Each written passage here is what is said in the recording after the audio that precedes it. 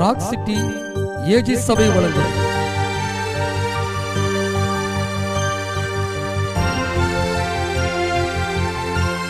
கிருபையும் சத்தியமும். 1 பேதுரு 3ஆம் அதிகாரம் 12ஆம் வசனம். கர்த்தருடைய கண்கள் நீதிமான்கள் மேல் நோக்கமாயிருக்கிறது, அவருடைய செவிகள் அவர்கள் வேண்டுதலுக்கு கவனமாயிருக்கிறது. தீமை செய்கிறவர்களுக்கோ கர்த்தருடைய முகம் விரோதமாயிருக்கிறது. தீமை செய்கிறவர்களுக்கோ கர்த்தருடைய முகம் விரோதமாயிருக்கிறது. இந்த நாளுக்காக கர்த்தர் கொடுத்த வார்த்தை. நம்முடைய வாழ்க்கையிலே தேவன் நமக்கு விரோதமாய் இராத ஒரு வாழ்க்கை வாழ வேண்டும். அதைத்தான் இன்றைக்கு ஆண்டவர் நமக்கு கொடுக்கிறார். தேவன் நமக்கு விரோதமாய் எதனால் வருகிறார்? ஒரு சில துல்லிய குறிப்புகளை மாத்திரம் நாம் பார்க்க போகிறோம். இது சத்தியம் நம்மை விடுதலையாக்கும். தேவன் நமக்கு அனுசாரியா இருக்க வேண்டும். தேவன் நமக்கு உதவியா இருக்க வேண்டும். அவரை கொண்டுதான் ராஜாக்கள் ஆளுகை செய்கிறார்கள். அவரை கொண்டுதான் எல்லாம் இருக்கிறது. சகலமும் அவருடையது. சர்வத்திற்கும் அவரே அதிகாரி. யாத்திராமத்தின் புஸ்தகம் 7ஆம் அதிகாரம் 4ஆம் வசனத்தை வாசிக்கும் போது, பார்வோன் உங்களுக்கு செவி கொடுக்க மாட்டான், ஆகையால் எகிப்துக்கு விரோதமாக நான் என் கையை நீட்டி மகா தண்டனையினால் என் சேனைகளும் என் ஜனங்களுமாகிய இஸ்ரவேல் புத்திரரை எகிப்து தேசத்திலிருந்து புறப்பட பண்ணுவேன். பார்வோன் உங்களுக்கு செவி கொடுக்க மாட்டான். தேவ ஜனங்கள் தேவனை ஆராதிக்க வர வேண்டும். அதை தடை செய்கிறவன் பார்வோன். சில குடும்பங்களே சிலர் ரட்சிக்கப்பட்டிருப்பார்கள், சிலர் ரட்சிக்கப்பட்டிருக்க மாட்டார்கள். அவர்கள் தடை செய்வார்கள். அந்த தடை செய்கிற ஆவி பார்வோனி ஆவி. இப்படி தடை பண்ணுகிறவைகள் கர்த்தருக்கு பிரியமில்லாதாய் மாறுகிறது. தேவனுக்கு அடுத்த காரியங்களிலே தடை பண்ணக்கூடாது என்று ஆண்டவர் சொல்லுகிறார். பார்வோனுக்கு விரோதமாய் தேவன் வர காரணம் என்ன என்று பார்த்தால், அவன் தேவனுக்குரிய காரியங்களிலே தடை பண்ணுகிறான். நம்முடைய வாழ்க்கையிலே தேவனுக்கு அடுத்த காரியங்களிலே நாம் தடை செய்வோம் என்றால் அது பார்வோனி ஆவி உள்ளே இருக்கிறது என்று அர்த்தம். எனவே வேதம் சொல்லுகிறது, ஜபத்திற்கும் உபவாசத்திற்கும் தடை வராதபடிக்கு. ஜபம் பண்ண தடை வரக்கூடாது. உபவாசித்து தேவ சமூகத்தில் காத்திருப்பதற்கு தடை வரக்கூடாது. இந்த ஜாதி பிசாசு ஜபத்தினாலும் உபவாசத்தினாலுமே அன்றி மற்ற எவ்விதத்திலும் புறப்படாது. எனவே சில யுத்தங்களையும் சில போராட்டங்களையும் மேற்கொள்ள தேவ பலனை பெற்றுக்கொள்வதற்கு ஜப வாழ்க்கை நமக்கு தேவை. உபவாச வாழ்க்கை நமக்கு தேவை. அதிலே தடைகள் வரக்கூடாது. அந்த தடை வராதபடி பார்த்து கொள்ள வேண்டும். இப்படி தடையை உண்டு பண்ணுகிற அந்த ஆவிகள் பார்வோனி ஆவிகள். அவைகளிலே கர்த்தர் விரோதமாய் வருகிறார். எனவே முதலாவது, தேவனுக்கு அடுத்த காரியங்களில் தடை செய்யும் பார்வோனி ஆவிகள் நம் மூலம் செயல்படக்கூடாது. செயல்படும் போது கர்த்தர் விரோதமாய் வருகிறார். அப்பொழுது என்ன நடக்கிறது? யாத்திராகமம் 14ஆம் அதிகாரம் 25ஆம் வசனத்திலே, அவர்களுடைய ரதங்களிலிருந்து உருளைகள் கழலவும் அவர்கள் தங்கள் ரதங்களை வருத்தத்தோடு நடத்தவும் பண்ணினார். அந்த ரதத்தை வருத்தத்தோடு நடத்த பண்ணினார். இந்த பார்வோனி ஆவிகள் நமக்குள் வராதபடி நாம் பாதுகாத்து கொள்ள வேண்டும். அது நம்முடைய வேகத்தை மட்டுப்படுத்தி நம்மை செயலிழக்க பண்ணுகிறது. எனவே இவைகளில் கவனமாக இருக்க வேண்டும்.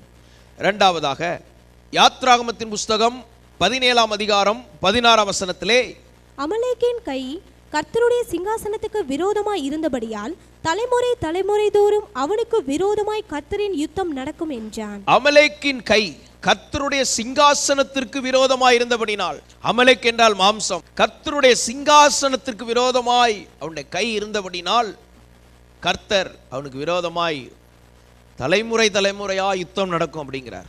இஸ்மவேல் மாம்சத்தின்படி வாழ்கிறவன். ஈசாக்கு ஆவியின்படி பிறந்தவன், வாக்குத்தத்தத்தின்படி பிறந்தவன், தியானம் பண்ணுகிறவன், தேவனை சார்ந்து வாழ்கிறவன், தன்னை பலிபீடத்தில் முற்றுமாய் ஒப்பு கொடுத்தவன்.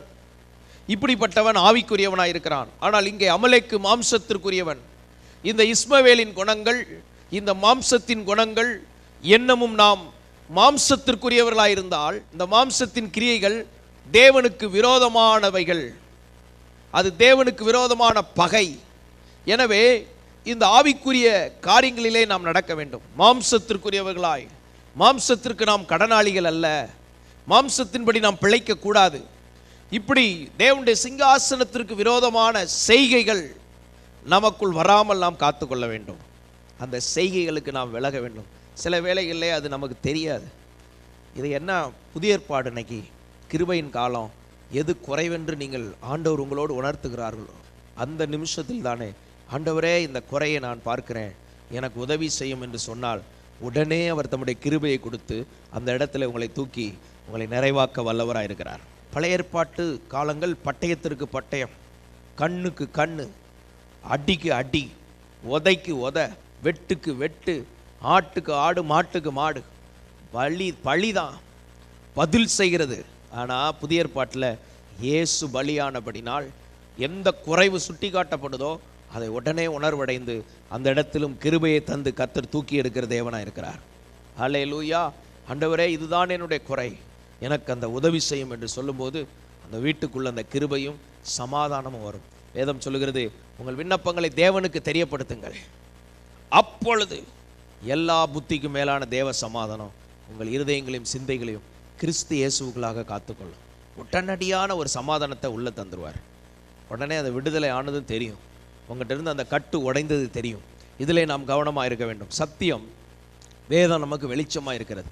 இந்த வெளிச்சத்திலே நாம் நடக்கும்போது நாம் காக்கப்படுகிறோம். எனவே தேவனுடைய பிள்ளைகள், கர்த்தருடைய சிங்காசனத்திற்கு விரோதமாய் நம்முடைய செய்கைகள் இருக்கக்கூடாது. கை என்பது செய்கையை குறிக்கிறது. நம்முடைய செய்கைகள் தேவ சிங்காசனத்திற்கு விரோதமாக இருக்கக்கூடாது. தேவ சிங்காசனம் நம்ம எப்படி நடத்துகிறதோ அந்த வெளிச்சத்திலே நாம் நடக்கும்போது ஆண்டவர் நமக்கு பிரியமாக இருப்பார். தேவ சிங்காசனத்திற்கு விரோதமான யோசனையோ சிந்தனையோ வரக்கூடாது. அது லூசிபருக்குள் வந்தது. உன்னதமானவருக்கு ஒப்பாவேன், நான் இப்படி நடப்பேன் என்று தன்னை உயர்த்தினான். அந்த உயர்வு வரக்கூடாது. நான் உயர்ந்து விடுவேன்னு சொல்லி எவரும் உயர்த்தப்பட முடியாது. அப்படி உயர்த்தினா பிசாசு ஒரு மனுஷனை உயர்த்துவான். ஆனால் தேவன் கொடுக்குற உயர்வு நான் அல்ல, நான் அல்ல, என்னால் அல்ல என்று சொல்லும்போது தேவன் வந்து நம்மை உயர்த்துவார். அதுதான் தேவனால் வருகிற உயர்வு. ஸ்தோத்திரம். லேவியராகமம் 20ஆம் அதிகாரம் 3ஆம் வசனத்திலே, அவன் என் பரிசுத்த ஸ்தலத்தை தீட்டுப்படுத்தி, என் பரிசுத்த ஸ்தலத்தை தீட்டுப்படுத்தி, என் பரிசுத்த நாமத்தை பரிசுத்த குலைச்சலாக்கும்படிக்கு, என் பரிசுத்த நாமத்தை பரிசுத்த குலைச்சலாக்கும்படிக்கு தன் சந்ததியில் ஒரு பிள்ளையை மோளேகுக்கு கொடுத்ததினாலே நான் அப்படிப்பட்டவனுக்கு விரோதமாக எதிர்த்து நின்று அவனை தன் ஜனத்தில் இராதபடிக்கு அறுப்புண்டு போக பண்ணுவேன். இங்கே நான் விரோதமாய் எதிர்த்து நிற்பேன் என்று ஆண்டவர் சொல்லுகிறார். காரணம் என்ன? காரணத்தை ஆராய்ந்து பார்க்கும்போது முதலாவது பரிசுத்த ஸ்தலத்தை தீட்டுப்படுத்தி பரிசுத்த நாமத்தை பரிசுத்த குலைச்சலாக்குதல். 2 காரியங்கள் இங்கே வருகிறது. பரிசுத்த ஸ்தலம் அது தீட்டுப்படக்கூடாது. நம்ம அந்நி அக்னி எங்கே கொண்டு வரக்கூடாது. கர்த்தருடைய பிள்ளைகள் அவருடைய ஆவியோடும் உண்மையோடும் அவரை தொழுது கொள்ள வேண்டும். நம்ம பரிசுத்தத்தோடு தேவ சமூகத்தில் வரணும். ஆண்டவர் நம்மை அசுத்தமாக வாழ்கிறதுக்கு அழைக்கலை. இது எப்படிப்பட்ட வாழ்க்கை? சபை பாவிகளுக்கு அடைக்கல பட்டணம் அல்ல, பாவிகள் மனம் திரும்பும் இடம். சுவாசிக்கிறீங்களா? அதாவது எப்படி வேணாலும் இருந்துட்டு சபைக்குள்ளே உட்கார்ந்தா அதை ஆண்டவர் மன்னிச்சு மறந்துடுவார் அப்படின்னு நினைக்கக்கூடாது. ஆண்டவர் உன் பாவத்தை எதுக்கு மன்னிக்கிறார்னா, இன்னைக்கு அப்புறம் நீ பரிசுத்தமாக வாழ்கிறதுக்காக தான் மன்னிக்கிறார். அது எப்பயும் போல் நான் இருப்பேன், ஆனால் ஆண்டவர் மன்னிச்சுக்கிட்டே இருப்பார், நான் மாற மாட்டேன், அப்படி கிடையாது.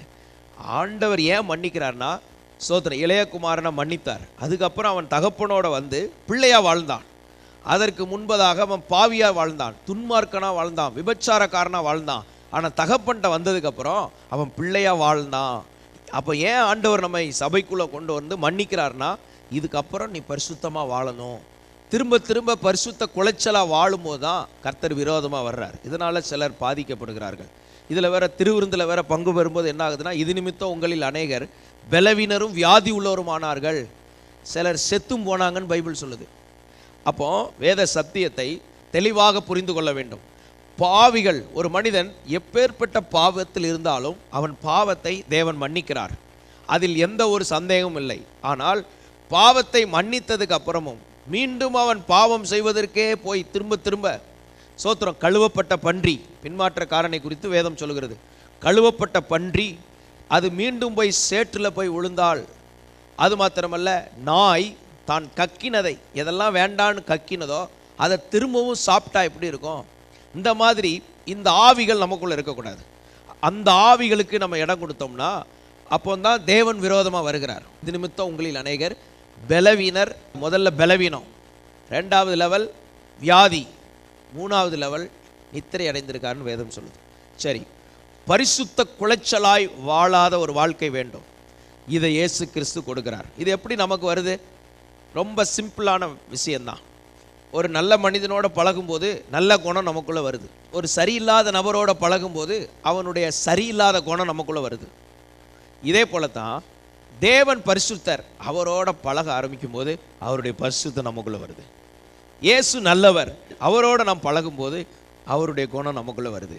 விசுவாசிக்கிறீங்களா? நல்ல தேவனை நேசிக்கிறவங்கள நாமும் நேசிச்சா நம்மளும் நல்லவங்களாக மாறுறோம். ஜெபம் பண்ணுறவங்களோட, தேவனுக்காக ஓடுறவங்களோட, செயல்படுறவங்களோட நீங்கள் செயல்பட ஆரம்பிச்சிங்கன்னா அவங்கள போல் நல்ல குணங்கள்லாம் உங்களோட வந்துடும். சில வாலிபர்களுடைய வாழ்க்கை செயலிழந்து போக காரணம் என்ன? செயல்படாத சில டீமோடு சேருவான்.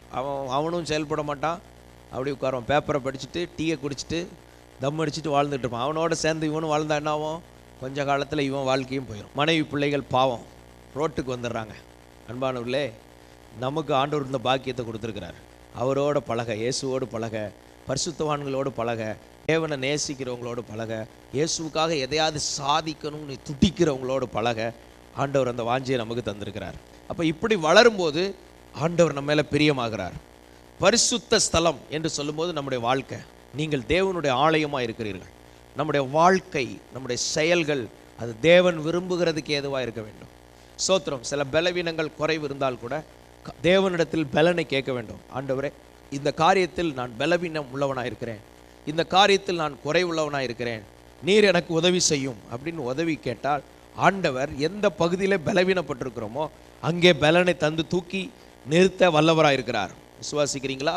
ஸ்தோத்திரம். இப்படி அதை விட்டு நியாயப்படுத்தி கொண்டு அந்த நியாயத்திற்கு பின்பு துணிகரமாய் செல்வோம் என்றால் அது தேவன் நமக்கு விரோதமாய் வருவதற்கு ஏதுவாய் மாறிவிடும். இதனால் வருகிற பிரச்சனைகளை நான் உங்களுக்கு சொன்னேன். எனவே தேவன் நமக்கு விரோதமாய் வரக்கூடாது. இன்னைக்கு ஒரே பாயிண்டாக தான், கர்த்தர் உனக்கு விரோதமாக வராமல் பார்த்துக்க. யார் வந்தாலும் பார்த்துக்கலாம், ஸ்தோத்திரம். எவர் எதிர்த்து வந்தாலும் பார்த்துக்கலாம். கர்த்தர் எதிர்த்து வந்தால் ஒன்றும் பண்ண முடியாது. அதிலிருந்து அவர் தான் நம்மளை காப்பாற்ற முடியும். No other way. எனவே தேவனுடைய பிள்ளைகளாகி நாம் கர்த்தர் நமக்கென்று ஸ்தோத்திரம் வைத்திருக்கிற நன்மைகளையும் ரகசியங்களையும் ஆசீர்வாதங்களையும் புரிந்து கொண்டு ஞானமாய் வாழ நாம் கற்றுக்கொள்ள வேண்டும். அநேகர் தங்கள் மைண்ட் செட்டில் போவாங்க. இப்படி படிக்கணும், இப்படி ஒரு வேலையை பார்க்கணும், அப்புறம் இதை சம்பாதிக்கணும், இப்படி முன்னேறணும், அவ்வளோதான் யோசிப்பாங்க. ஆனால் ஆண்டவருடைய அந்த இருதயத்தில் உள்ள திட்டத்திற்கு போனால் இந்த ரூட்டே கிடையாது. அழகாக உயர்ந்த இடத்துல கண்மலைக்கு மேலே கொண்டு வந்து உட்கார வச்சுருவார். விசுவாசிக்கிறீங்களா? ஸ்தோத்திரம். நீங்கள் 1000 வருஷம் அலைஞ்சி தேடுறத ஆண்டவர் ஒரு நொடியில் தூக்கி கொண்டு வைக்க வல்லவராக இருக்கிறார். இந்த விசுவாசத்தில் வாழ பழக வேண்டும். ஆண்டவர் நம்மோடு பேசினார். ஆசீர்வாதங்களுக்கு திறவுகோல் என்னவென்றால் விசுவாசம்தான். பணம் இருக்கிறவர்களால் செய்ய முடியாத விசுவாசம் உள்ள ஒரு சிறுவனால் செய்ய முடியும். ஹல்லேலூயா. அலைந்து திரிந்து ஓடி அலைந்து பிரயாசப்படுகிறவர்களால் செய்ய முடியாததை தேவனை விசுவாசிக்கிற ஒரு சாதாரண நபரை கொண்டு கர்த்தர் செய்வார். இந்த ரகசியங்களை புரிந்து நடக்க கர்த்தர் கிருபை தருவாராக. அப்போ பிசாசு எப்படி செயல்படுவான்? மறைஞ்சிருந்து அப்படி செயல்படுவான். இப்படி ஒவ்வொருத்தருடைய வாழ்க்கையில் சத்துரு என்னென்ன விதத்தில் கிரியை செய்வாராம். இந்த ஆவிகளின் உலகத்தோடு தொடர்பு இருக்கக்கூடாது. நமக்கு இருக்க வேண்டியது பிதாவோடு, இயேசு கிறிஸ்துவோடு, அவருடைய தூதர்களோடு உள்ள ஒரு ஐக்கியத்தை கர்த்தர் நம்ம கொடுத்துருக்கிறார். விசுவாசிக்கிறீங்களா? நம்ம கூட தேவ தூதர்கள் இருக்கிறார், பரிசுத்தவான்களோடு ஐக்கியத்தை வைத்திருக்கிறார், சபையோடு ஒரு ஐக்கியத்தை வைத்திருக்கிறார், தேவ ஊழியர்களோடு ஒரு நல்ல உறவை வைத்திருக்கிறார்.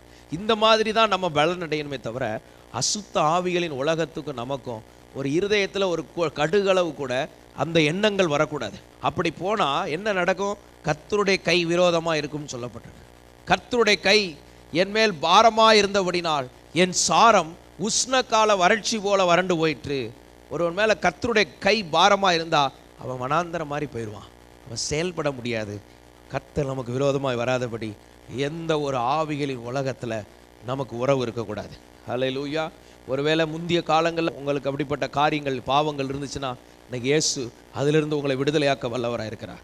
உங்கள் தாய் தகப்பனோ தாத்தா பாட்டியோ அசுத்த ஆவிகளின் உலகத்தோடு உறவு வைத்திருந்தால் அதனால் வந்த பாதிப்புகள் உங்கள் வாழ்க்கையில் இருக்கும் என்றால் இன்றைக்கு இயேசு உங்களை விடுதலையாக்க வல்லவராக இருக்கிறார். நம்ம வீட்டில் கேபிள் டிவிக்கு ஒரு கருப்பு கலர் ஒயர் வருதா இல்லையா? அந்த ஒரு ஒயருக்குள்ளே 140 சேனல் உள்ளே வருது. இது தான் அந்த அம்மாமார்களை செயல்பட விடாமல் சீரியல்னு சொல்லி சீரியஸாக உட்கார வச்சுருது. ஆட்டம் வாட்டம்னு உட்கார்ந்து சமையலை வெங்காயத்தை வெட்டிட்டு கால் நீட்டிட்டு உட்காந்துறான். சில தேவனை தேடுற நேரம் போயிடுது. முன்னேற்ற சிந்தனை சிந்திக்கிற நேரம் போயிடுது, ஜெப நேரம் போயிடுது, ஆராதனைக்குரிய நேரம் போயிடுது. எதையாவது வீணான நேரத்தை போட்டு பாருங்க, ஒரு சின்ன வயர் வந்து எவ்வளோ வேலை பண்ணுது பாருங்க. இதே மாதிரி தான் பிசாசின் கிரியை உள்ளே வந்துச்சு. ஒரு சின்ன விதத்தில் சத்துரு வந்து செயல்பட்டு மொத்தத்தையும் கையில் எடுத்துக்கிடுவான். கவனமாக இருந்து எச்சரிக்கையாக இருக்கணும். கர்த்தர் நமக்கு விரோதமாக வராதபடி கவனமாக இருக்கணும். அல்லேலூயா சொல்லுங்க. அடுத்தபடியாக ரூத் 1ஆம் அதிகாரம் 13ஆம் வசனம். அவர்கள் பெரியவர்களாக மட்டும் புருஷருக்கு வாழ்க்கைப்படாதபடிக்கு நீங்கள் பொறுத்திருப்பீர்களோ? அது கூடாது. என் மக்களே, கர்த்தருடைய கை எனக்கு விரோதமாய் இருக்கிறதினால் உங்கள் நிமித்தம் எனக்கு மிகுந்த விசனம் இருக்கிறது என்றான். கர்த்தருடைய கை, இங்க நகோமி அம்மா பேசுறாங்க. இந்த நகோமி அம்மா என்ன பேசுறாங்க? கர்த்தருடைய கை எனக்கு விரோதமா இருக்கு. ஏன் விரோதமா இருக்கு? இவங்க நல்ல எருசலேம்ல இருந்தாங்க. எருசலேம்னா எருசலேமின் வாழ்வை காண்பாய். தேவ பிள்ளைகளை கர்த்தர் எங்க வைப்பாரு? எருசலேம்ல வைக்கிறார். அவங்கள ஒரு இடத்துல கர்த்தர் வைப்பார். அந்த எருசலேம்ல இருக்காம, ஸ்தோத்திரம், எருசலேமின் வாழ்க்கை என்ன? கர்த்தருக்கு பிள்ளை, மனைவி வீட்டு ஓரங்களில் கனிதரும் திராட்சை கொடி. வீட்டில் மனைவி ஒரு ஃப்ரூட்ஸாக ஆசீர்வாதமாக இருக்கிறது. பிள்ளைகள் ஒலிவ மர கன்றுகளைப் போல செழிப்பாக வளர்ந்து பசுமையாக வளர்றது. கர்த்தர் சீயோனிலிருந்து ஆசீர்வதிக்கிறது. சந்ததியை காணும் ஆசீர்வாதம், சந்ததி சந்ததியாக பார்க்கக்கூடிய ஆசீர்வாதம். இந்த ஆசீர்வாதம் தான் எருசலேமின் வாழ்க்கை. ஆனால் இந்த அம்மா என்ன பண்ணிட்டாங்க? ஒரு பஞ்சம் வந்தது, ஃபைனான்ஸ் கொஞ்சம் தேவைப்பட்ட உடனே எருசலேமை விட்டுட்டு நேராக மோவாப்புக்கு போயிட்டாங்க. ஸ்தோத்திரம். பணம் தேவை வரும்போது தேவ சமூகத்தில் வந்து கேட்கணும். அல்லேலூயா. ஆண்டவரே, இப்போ எனக்கு பணம் தேவையாக இருக்குது, நான் என்ன செய்யணும்? ஆனால் ஆண்டவர் ஆலோசனை சொல்லுவார். ஆண்டவர் ஒரு வழியை காட்டுவார், ஒரு மழையை பெய்ய பண்ணுவார். விசுவாசிக்கிறீங்களா? இப்படி அற்புதம் நடக்க வேண்டிய இடத்துல இது என்ன பண்ணிடுச்சு? குடும்பமாக மோவாப்பு போயிடுச்சு. அங்கே போன இடத்துல அவ்வளோ மைனஸில் போயிடுச்சு. ஸ்தோத்திரம். அப்போது தேவன் நம்ம எங்கே வச்சிருக்கிறாரோ அந்த இடத்துல இருந்தால் நம்ம வாழ்க்கை ஆசீர்வாதமாக இருக்கும். மனுஷனுக்கு எங்கே பிரச்சனை தொடங்குதுன்னா, தேவன் ஒரு மனிதனை நடத்தி கொண்டு இருக்கிற இடத்துல இருந்து விலகிற இடத்துல தான் பிரச்சனை இருக்குது. சாஸ்திரிகள் நட்சத்திரம் நடத்துறதுலேருந்து விலகின போது அரண்மனைக்கு போனால் பிரச்சனை தான். அரண்மனைக்கு தானே போனேன், அங்கே தான் பிரச்சனையே வந்துச்சு. இந்த அம்மா அழகாக எருசலேம் பெத்லெகேமில் இருந்திருக்கணும். அப்பத்தின் வீடு, தேவனுடைய இடம் அது. அங்கேருந்து மோவாப்பு போச்சு. வரும்போது போனவுடனே பிரச்சனை ஆயிடுச்சா? ஸ்தோத்திரம். எருசலேமில் இருந்து ஒருத்தன் எரிகோவுக்கு போனான். எரிகோன்னா சபிக்கப்பட்ட இடம். அங்கே போனான்னா பிரச்சனை ஆயிடுச்சு. தேவன் வைத்த இடத்த விட்டு எங்கேயாவது போனோம்னா கர்த்தருடைய கை விரோதமாக இருக்கும். ஏன் பிரச்சனை வருது? கர்த்தருடைய பிற மன சமாதானம் போயிடுது. நம்ம வாழ்க்கையில் சாகிற வரைக்கும் ஸ்தோத்திரம், தேவன் வைத்த இடத்துல இருக்க கர்த்தர் கிருபை தருவாராக. அப்போது வாலிப பிள்ளைகளாக இருக்கலாம், பெரியவங்களாக இருக்கலாம், உன்னை பற்றி தேவன் வச்ச திட்டத்தை வாங்கிக்கணும். நான் அங்கே போய் வேலை பார்க்க போகிறேன், இங்கே போய் படிக்க போகிறேன், அவனை கல்யாணம் பண்ண போகிறேன், தொலைஞ்சேன். கர்த்தர் சொல்லாமல் எதை செஞ்சாலும் சிக்கிடுவேன். வாழ்நாள் முழுதும் சிக்கல் தான். அதனால் இன்னைக்கு ஆண்டவர் நமக்கு வெளிச்சத்தை கொடுத்துருக்கிறார். ஒன்று குறித்து கடவுள் ஆண்டவர் ஒரு திட்டம் வச்சுருக்கிறார். சிலர் ஆண்டவர் எதையாவது வேண்டாததை கொடுத்துருவார். உலகத்தை அவர் டிசைன் பண்ணி, சூரியனை எவ்வளோ அழகாக டிசைன் பண்ணியிருக்கார். சந்திரன், நட்சத்திரம், பறவை, மயில், குயில் எல்லாத்தையும் உண்டாக்குனவர் உனக்கு வந்து தீமை செஞ்சிருவாரா? நீ நினைக்கிறத விட அவர் வேதம் என்ன சொல்லுதுன்னா, உங்கள் நினைவு பூமிக்கு வானம் எவ்வளோ உயர்வு அப்படி இருக்குது தான் கர்த்தர் நினைக்கிறது. நம்ம தான் குருவி மாதிரி நினச்சிக்கிட்டு இருக்கிறோம். ஆண்டவர் பெரிய எண்ணமுடையவராக இருக்கிறார். அவருடைய திட்டம் என் வாழ்க்கையில் நிறைவேறணும். அவர் என்ன நினைக்கிறாருன்னு நம்ம கேட்டு கண்டுபிடித்து செஞ்சோம்னா பாக்கியவான்களாக இருப்போம். இல்லைன்னா என்ன உட்காந்துட்டு 4 மனுஷங்க உட்காந்து உங்களை வேலை வாங்கி, சிம்சோன் கடைசியில் பாருங்கள் மாவு அரைக்க ஆரம்பிச்சிட்டான், பிரதிஷ்டை இழந்துட்டான். கர்த்தர் வேற விரோதமாயிட்டார். வேற முடிவில் ஆசீர்வாதம் இல்லாமல் போயிடக்கூடாது. போக போக மகிமையாக போகணும், வளர வளர மகிமையாக போகணும். சில ஆரம்பத்தில் நல்லா இருப்பாங்க, முடிவில் மங்கி போயிடுவாங்க. ஆரம்பம் அற்பமாக இருந்தாலும் முடிவு சம்பூர்ணமாக இருக்கணும். பிரைஸ்லாம் நல்ல ஆரோக்கியத்தோட, சோத்திரம், ஒரு 85 வருஷம் உலகத்தில் இருக்கீங்கன்னு வைங்க, ஆரோக்கியத்தோட சுக பலத்தோட இருந்து தேவ சித்தம் செஞ்சு டப்புன்னு ஒரு நாள் போயிடணும். சோத்திரம். கர்த்தருடைய கை நமக்குள்ளே விரோதமாக வரக்கூடாது. அந்த ஒரு அண்டர்ஸ்டாண்டிங் நமக்குள்ளே வேணும். என்ன சொல்லப்பட்டிருக்கு பாருங்க. ஸ்தோத்திரம். 1 சாமுவேல் 3ஆம் அதிகாரம் 12ஆம் வசனம். நான் ஏலியின் குடும்பத்திற்கு விரோதமாக சொன்ன யாவையும், ஏலியின் குடும்பத்துக்கு விரோதமாக சொன்ன யாவையும் அவன் மேல் அந்நாளிலே வரப்பண்ணுவேன், அதை தொடங்கவும் அதை முடிக்கவும் போகிறேன். அப்ப ஏலியின் குடும்பத்துக்கு விரோதமாக கர்த்தர் விரோதமாக வராரு. ஏன் வராருன்னு பார்த்தா, இவன் வந்து பிள்ளைய ஒழுங்கா வளர்க்கல. அவன் துணிகரமாக பாவம் செஞ்சுட்டு தீமையான வழிகளில் போயிட்டு இருக்காய். நல்ல ஒரு தரிசனம் இல்லாமல் போய்விட்டது. அவன் ஸ்தானத்தில் தூங்கிட்டு இருக்கிறான். அவன் ஜனங்களையும் சரியாக நடத்தலை, அவன் பிள்ளைகளையும் ஒழுங்காக நடத்தலை. பிள்ளையாண்டவனை நடத்த வேண்டிய வழியில் நடத்து. அவன் நாட்களில் எழுப்புதல் இழந்து போயிட்டு மங்கி போய்விட்டது. அணைஞ்சு கிடக்கு. அவன் தண்டன் போக்கில் போகிறான். பிள்ளைகளை கேள்வி கேட்கல. ஆண்டவர் சொல்கிறார், ஏன் நீ இதை செஞ்ச? நீ உன் பிள்ளையை நீ தட்டி கேட்கல. தாயோ தகப்பனோ பிள்ளைகள் செய்கிற தவிர தட்டி கேட்காம தட்டி கொடுத்தா ஆண்டவர் அந்த பிள்ளைகளுக்கு விரோதமாக வருவார். உன்னை எதுக்கு உன் இஷ்டத்துக்கு வளர்க்குறதுக்கு கொடுக்கல. பிள்ளைய நிறைய பெற்றோர் அழுறதெல்லாம் தெரியும். தாய் தகப்பன் வந்து எங்கிட்ட கண்ணீர் வடிக்கிறதெல்லாம் பார்த்துருக்குறோம் நிறையா. அதுக்கு என்ன காரணம்னு பார்த்தா, அந்த பிள்ளைகளை மையமாக வச்சு அவங்க விருப்பத்துக்கு இவங்க போய் ராஜாவே வாழ்க. சின்ன வயசுலேருந்து ராசா ராசா ராசா ராசா சாப்பிடு ராசா, காப்பி குடி ராசா, எப்போம்மா நீ முதுகில் அப்படி மிதிப்பான். உன் பிள்ளைய ஒழுங்காக வள, நீ கத்தருக்கேற்ற விதத்தில் வளர்ப்பேன்னு சொல்லி தான் உன்னைய நம்பி உன் கையில் கொடுத்துருக்காரு. அது இஷ்டத்துக்கு வளர்க்கறதுக்கு நீயே தேவையில்லையே.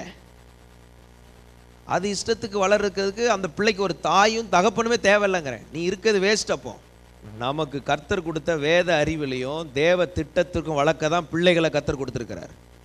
இப்படி ஒழுங்காக வளர்க்காதனால கர்த்தர் அந்த குடும்பத்துக்கு விரோதமாக வந்து குடும்பத்தையே அடித்து காலி பண்ணிட்டார்.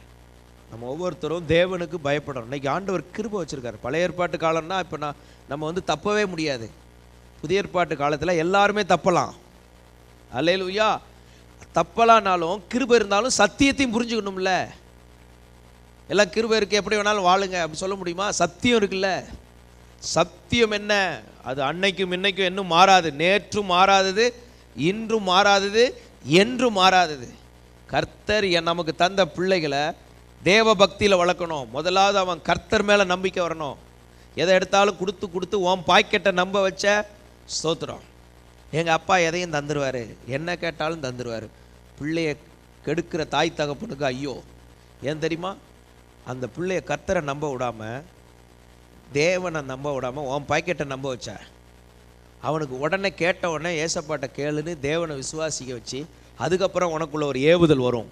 அப்படி நீ வாங்கி கொடுக்காம அவன் கேட்ட உடனே வாங்கி கொடுத்து கண்டதையும் தின்னு பல்லெல்லாம் போய் உடம்பெல்லாம் கொலஸ்ட்ரால் ஏறி அவனுக்கு கொழுப்பு வந்து அந்த கொழுப்பை எப்படி கரைப்பான் தெரியுமா? உன்னைய எதிர்த்து தான் கரைப்பான். அவன் விருப்பத்துக்கு நடத்தக்கூடாது. அவனை கோடு போடணும். வேணும்னையாவது கோடு போட்டு நில்லுங்கணும். இப்போ சாப்பிடாத, 10 நிமிஷம் கழித்து சாப்பிடுங்கணும். உருமா முகத்தை மாற்று, இப்போ போய் சாப்பிடு. விளையாட போகிறேம்மா, விளையாடாத. புக் எடுத்து படி. புக் எடுத்து படிக்க ஆரம்பித்தோன்னே சரி வச்சுட்டு இப்போ விளையாட போ. வளைச்சி கொண்டு வரணும். நம்மளை ஒழுங்காக தாய் தப்பன் வளைக்காதனால தான் இன்றைக்கி நம்ம நிறைய பேர் எங்கேயோ வளர்ந்துருக்க வேண்டிய நம்ம இன்னும் நார்மலாக இருக்கிறோம். இப்படி இதெல்லாம் மடக்கிறது. கர்த்தர் நம்மளை அப்படி மந்தையை மடக்குவார். தேவனுடைய பிள்ளைகளாகி நாம் நம்ம இஷ்டத்துக்கு கிடையாது. ஒவ்வொரு காரியத்திலும் கர்த்தருக்கு உட்பட்டு என் ஆண்டவருக்கு நான் அடிமை, இந்த அர்ப்பணிப்பு இருக்கணும். அவர் நம்மளை பற்றி நல்ல எண்ணங்கள் தான் இருக்குது. சரி, இந்த பிள்ளைகளை ஒழுங்காக மெயின்டைன் பண்ணாதனால, வளர்க்காதனால, சிட்சிக்காதனால, சிட்சை தகப்பன் தான் நேசிக்கிற பிள்ளைகளை என்ன செய்யணும்? இன்னைக்கு எப்படி அவனுக்கு பிரியமாக இருக்குன்னு நினைக்கக்கூடாது. நாளைக்கு அவன் எப்படி வளரணும்? எதிர்காலத்தில் அந்த மகன் எங்கள் அப்பா அவரால் நான் நல்லா இருக்கிறேன்னு சொல்லணும். அவர் என் இஷ்டத்துக்கு விட்டுட்டார் அன்னைக்கு அப்படின்ட்டு பின்னால் சொல்லக்கூடாது. அதனால் ஒவ்வொருத்தரும் இப்போ அதே நேரத்தில் இன்னைக்கு ஃபுல்லாக டைட்டு வச்சிங்கன்னு வைங்க, ஓடி ஜம்ப் பண்ணி காம்பவுண்டை தாண்டி ஓடிடுவான். பிள்ளைகளை சரியாக கண்ட்ரோல் பண்ணாதனால அவன் வாழ்க்கையில் கர்த்தர் விரோதமாக வந்தார். எப்போ நம்ம இஷ்டத்துக்கு போகிறோமோ அப்போவுமே தேவனை விரோதிக்கிறோன்னு அர்த்தம். அதனால் இப்போ நம்ம தேவனுக்கு பயப்படுறதுனால தான் நம்ம கைப்படிந்தவர்களாக இருக்கிறோம். எனவே இந்த காரியங்களில் நாம் எச்சரிக்கையாக இருக்க வேண்டும். அடுத்தபடியாக நாம் கவனிக்க வேண்டிய விஷயம் 1 சாமுவேல் 12ஆம் அதிகாரம் 15ஆம் வசனம்.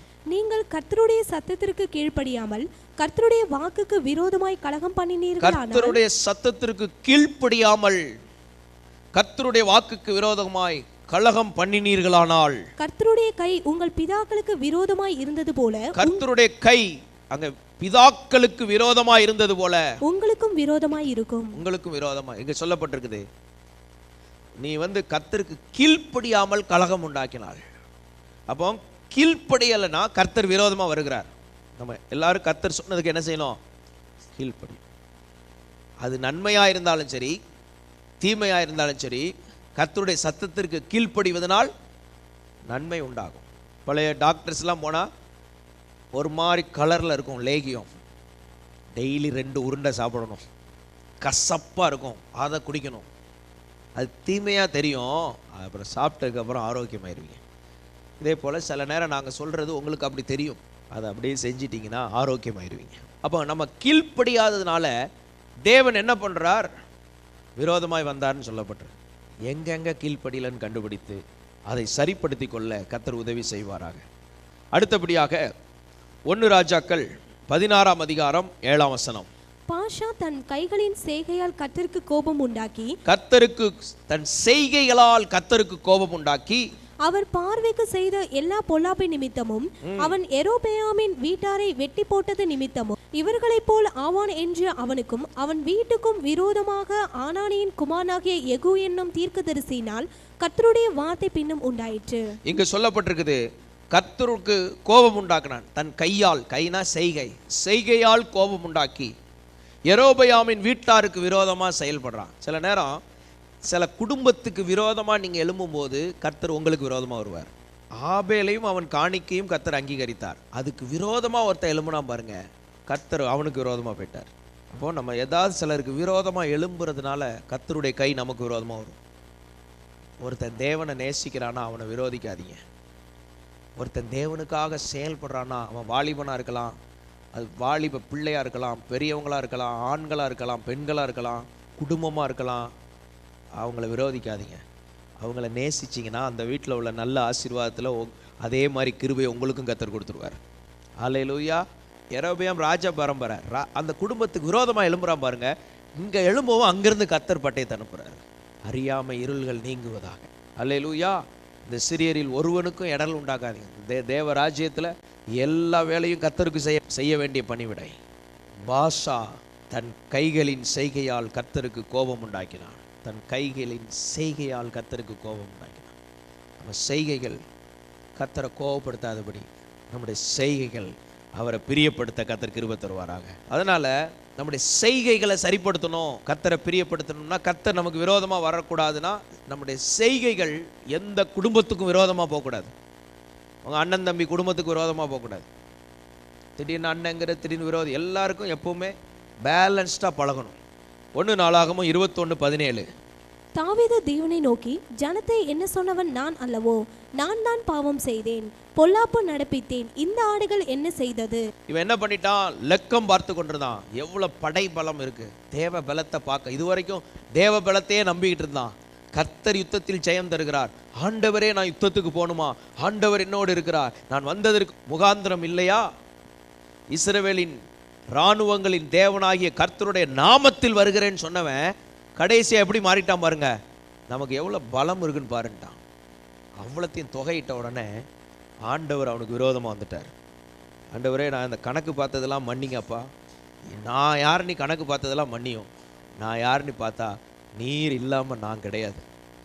நீ உம்மாலத்தான் நான் நிற்கிறேன், உம்மாலத்தான் நான் வாழ்கிறேன், உம்மாலத்தான் நான் சம்பாதிக்கிறேன், உம்மாலத்தான் நான் ஞானமாக மாறுகிறேன், உம்மாலத்தான் எனக்கு மேன்மை வருது, உம்மாலத்தான் நான் ஆரோக்கியமாக இருக்கிறேன். ஹல்லேலூயா.